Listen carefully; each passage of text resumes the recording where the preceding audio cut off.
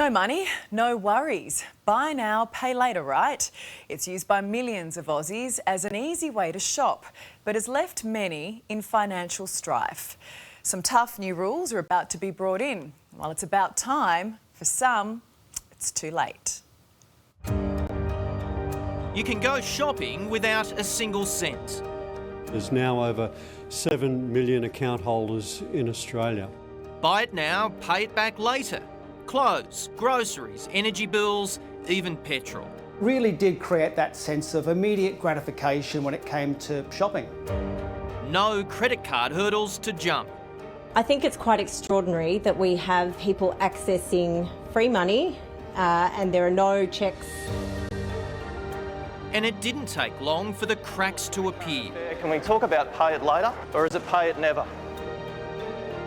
Cowboy operators exited owing millions. So mate, I can't talk about it. It's in the courts now, sorry. That's a pretty lame excuse. There are people right now who can't even put dinner on the table because of the money you have taken from them.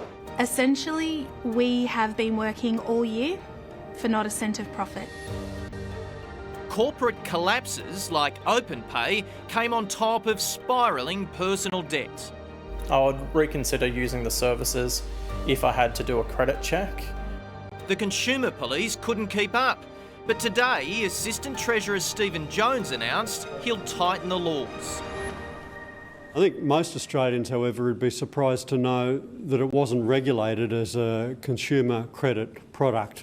It's not regulated in the same way as a credit card or any other credit product was.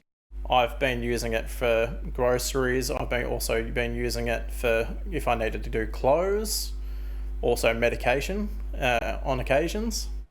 Newcastle student Mark Pace is a regular user, but like thousands of Aussies, found himself paying back more than what he'd bargained for. I had to ring them up and actually put a hold on the account and pay $50 a week on a debt recovery. The buy now, pay later industry disrupted consumer finance around the world.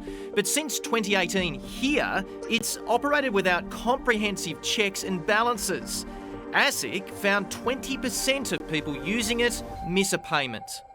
People are not just taking out one buy now, pay later account, they might have 5 or 6 accounts. Stephanie Tonkin from the Consumer Action Law Centre says the changes should have happened 4 years ago. People are being sold unaffordable debt, there are no checks and balances in place, and people are finding themselves in really difficult financial circumstances in the middle of a cost of living crisis. Our whole business model is based on the buy now, pay later model. Tara Lowe built her business Snack Easy on buy now, pay later, but she's also seen the ugly side. One evening, we just no longer got another cent from them and we were still left holding the bag, still having to fulfil all the orders, and we never saw a cent. She still owed around $75,000 from providers which collapsed and had nowhere to turn to get her money back.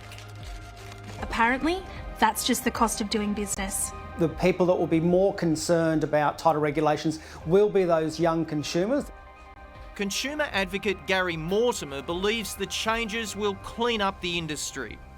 I think we may see some of the smaller players exit the market because they don't see, long-term growth with tighter regulations in place. I think the bigger players will remain. They may reinvent themselves. They may potentially move into credit cards. But for now, you can spend up. The law's grip on buy now, pay later providers won't tighten until later this year. We don't want to make it harder for people who are using buy now, pay later in the way it was intended, but we do want to ensure that we're lifting the bar right across the credit market.